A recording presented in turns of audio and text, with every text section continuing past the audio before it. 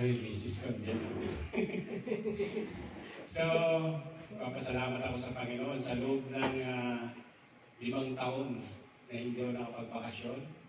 Nagkaroon po ng katagumpayan yung bakasyon ko, no? Napakasaya. Napakasaya na makasama talaga ang pamilya. So, kung ano yung saya mo nung dumating, siyempre, ganun din naman yung lungkot mo pagbalik. Kararating ko lang po, sinundo nila ako kahapon ng alas 6.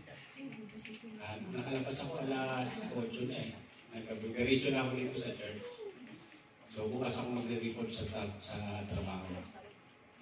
At napakaganda ng ginawa ng Panginoon doon sa bakasyon. Yung, kasi nag-birthday po yung apo ko. Birthday ng apo ko. First birthday, yung anak ni JD, no? So, doon ginamit ako ng Panginoon.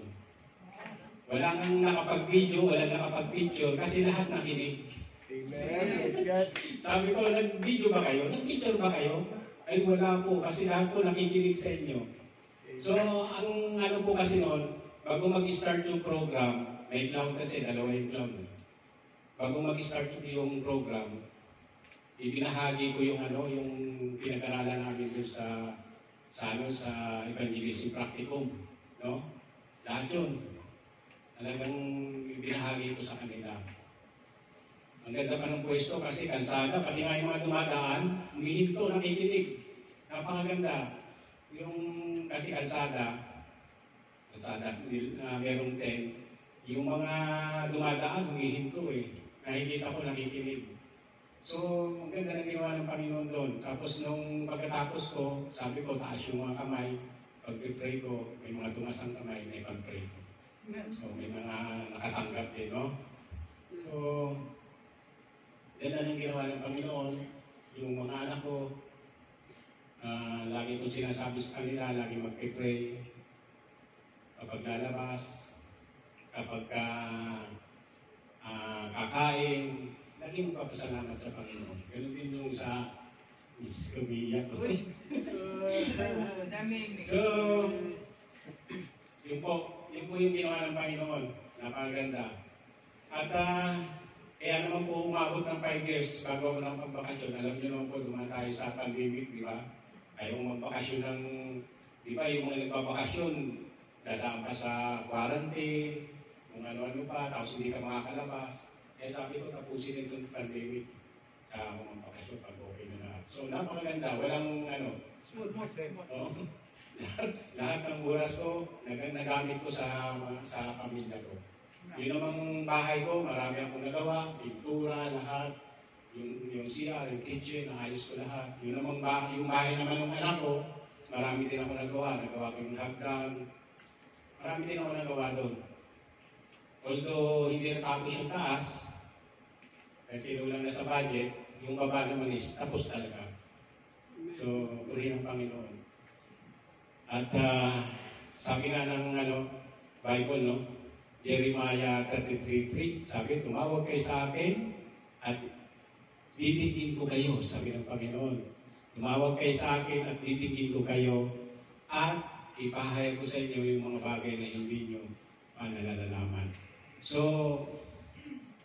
bago ako magbakasyon, tumawag ako sa Panginoon, Lord, uwi ako. Ikaw nang bahala sa akin. Alam niyo naman mga OFW, di ba? Lalo na yung sakit ng silangan.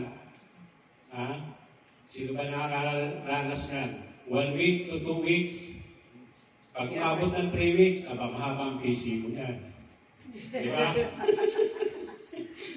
1 week, 2 weeks, okay pa yan. Pag umabot ng 3 weeks, mahaba. Marami kang dala. Naratinay sa bahay. Pero pinagpapasalamat ko sa Panginoon, sa loob ng 22 years na pagpapakasyon ko, pagbalik ko, ang dami kong utang. Wow. Pero purihin ang Panginoon. Ito ang bakasyon ko na hindi ako nagkautang. Ayan.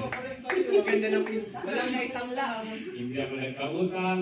Hindi nagsangla. Marami akong nagawa sa bahay ko. may magagandang trabaho yung mga anak ko. Yun lang po. Basta lagi niyong tatandaan, tatawag kayo sa Panginoon, Amen. maglilingkod kayo sa Panginoon, at ibibigay ng Panginoon yung mga lahat ng nais niyo. Amen. Amen? Pagpapalain kayo ng Panginoon. Puri ng Panginoon sa buhay natin. Praise God.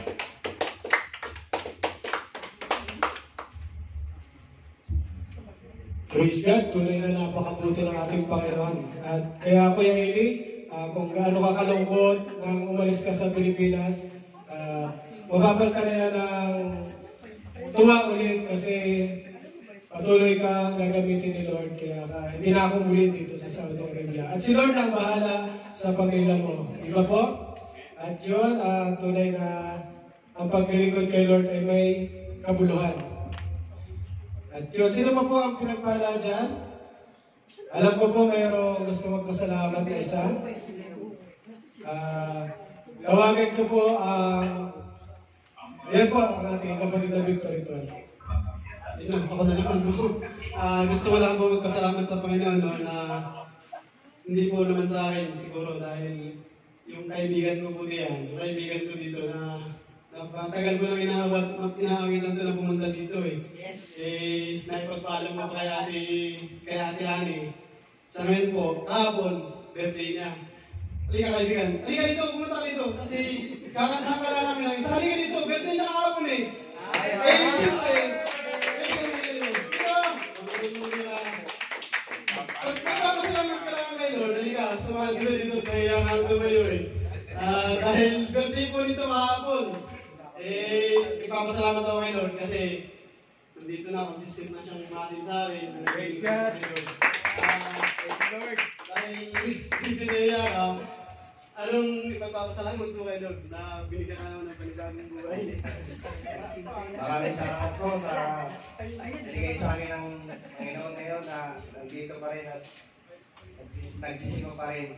Kahit may paminsan-minsan. Praise God. At ipapasalamat ako sa aking arawan na sana maupa at maraming salamat sa inyo lang po. Glory to God, no? O baka meron po totoo dyan. No? Salamat kapatid sa buhay mo at patuloy kang naglilingkod kay Lord. At mga minsan, nandito ako. Mga minsan eh. Sino pa? Ayun. Sino pa daw? Ayun, praise God. Tunay na kadakilaan niya ang patuloy na pagpapala ni Lord. Ayun, bigyan ka pa ni Lord ng maraming taon ang kaarawan, Noy, Carl. Happy birthday muli sa iyo. Ang TCM ay nagagalak.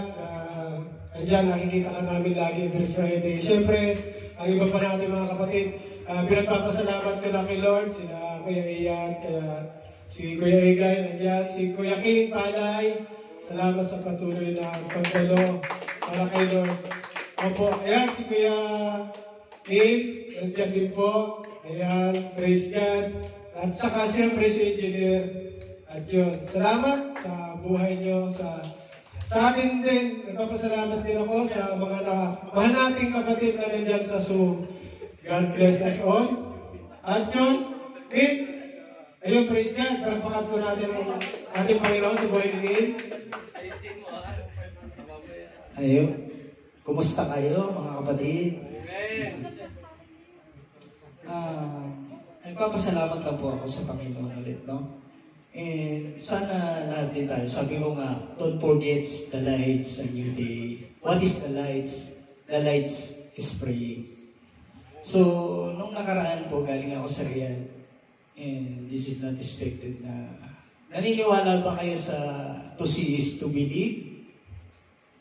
Palagay ko hindi, kasi ako naniniwala sa baliktarin natin. Believe is to see. Kasi 3 months, nagsabi yung boss ko, sabi niya, lipat na kita sa Kamis. So, doon ako mapadistino, sabi niya gano'n. And nung nakaraang linggo, bumalik ako sa Riyadh. And nasabi ng boss ko, kakausap kami.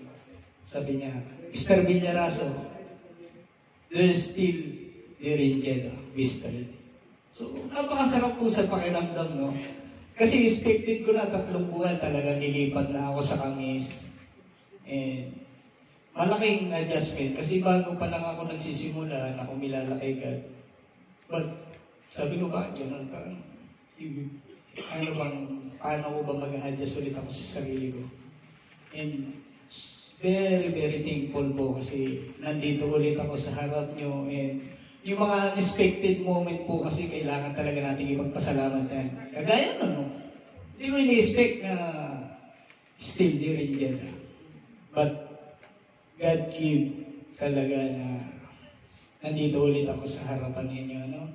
So, alam ko naniniwala kayo na yung sinabi ko kanina. Believe is to see. This is not to see, is to believe. Kasi naniniwala tayo kay God kahit hindi natin nakikita at nandito tayo. Amen? So, yun lang po. Maraming salamat. Purihin natin ang ating Panginoon.